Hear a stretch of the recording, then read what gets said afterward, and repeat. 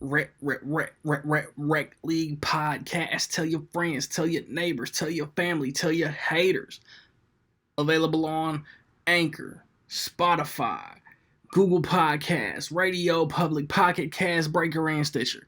At Rec League Podcast on Facebook, YouTube, and Instagram. At Rec League Pod on Twitter. Episode 37 coming soon. Yo, whether you watching this from Facebook, Twitter, click the link in my Instagram or YouTube itself. What up, world? So I just watched Superman Red Son. It's the most recent straight-to-video, DVD, Blu-ray, whatever your preferred format, DC animated release. It stars the voices of Jason Isaacs, Amy Acker, Dietrich Bader, Roger Craig Smith, Phil Lamar, Paul Williams, Phil Morris, Travis Willingham, Winter Ave Zoli, and is directed by Sam Liu, who has done a ton of these DC movies, some classic, a couple duds, but a lot of classics. So, this is an Elseworlds. It's in the same vein as Batman Gotham by Gaslight that came out, I think, the beginning of last year, maybe 2 years ago. It was 2 years ago because the first release last year was Reign of the Superman. So it's 2 years ago. Gotham by Gaslight was 2 years ago. And just imagine if Clark Kent, if Kal-El had landed in Russia instead of Kansas. It completely changes the whole makeup of the DC world that we know. It takes place over like a long span of time, honestly. Like, it shows him as a kid in the 40s. It shows him as Russian Superman, Soviet Superman in the 50s. And I think that's where a majority of it takes place. Lois Lane, still in Metropolis. Lex Luthor, still in Metropolis. And their relationships are different than what we're used to. Superman wants peace.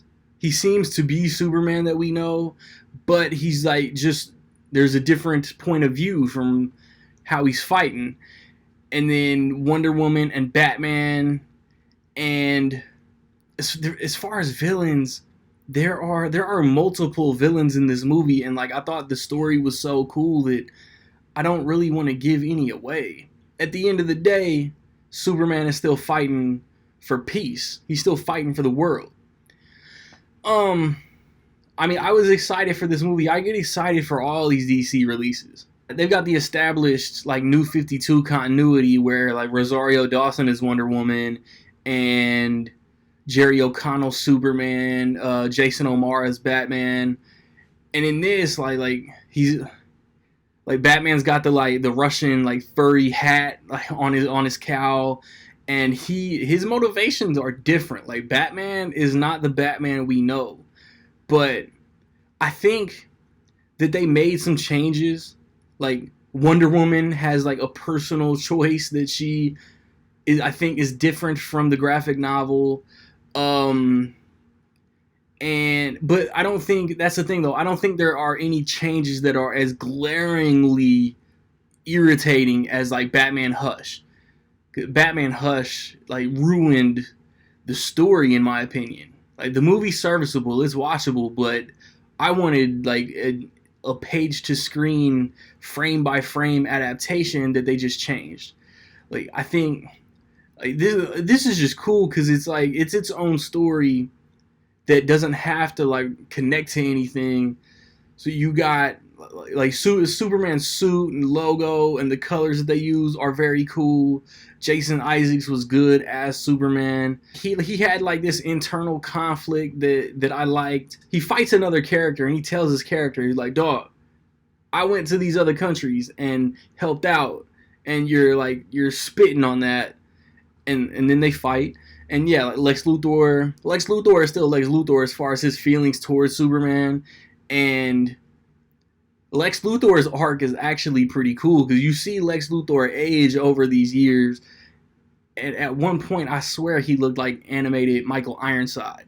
And I didn't love this like I wanted to. I really liked it, but I wanted like the next DC like classic story, and it falls a little short of that. But I still enjoyed watching this.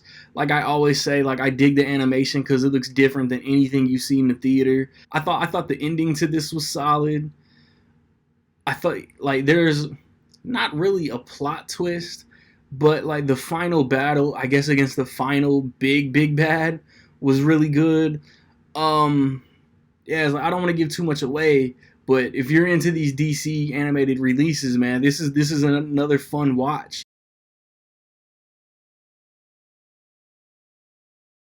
So, with all that being said, I will say that in my opinion, Superman Red Sun is dope.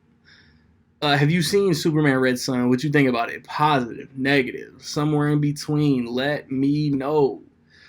I've recently posted reviews for The Hunt, for Bloodshot, for The Way Back, Onward, The Invisible Man. Check those out, man, because I got to watch this at home, reviewing it. For all I know, Justice League Dark Apocalypse War could be the next movie I review. But I also heard that at least Universal is going to put, while the theaters are closed down trying to keep people apart, like if you have access to VOD, video on demand, it's going to be, Universal is going to put like Invisible Man, The Hunt, other movies of theirs, so you can like buy them from your like cable provider. So maybe I'll get to review Trolls in a couple weeks, Trolls World Tour, and then like I said, Justice League Dark Apocalypse War could possibly be my next review after that, man. Who knows? Check out those old reviews, man. Check out the Rec League podcast. Um, we're gonna talk how the coronavirus is affecting sports and movies, and it's not really affected music like that, but we'll talk about a recent album. So like, subscribe, comment, find me where you find me, man. Don't know where to find me. Watch these credits. Peace.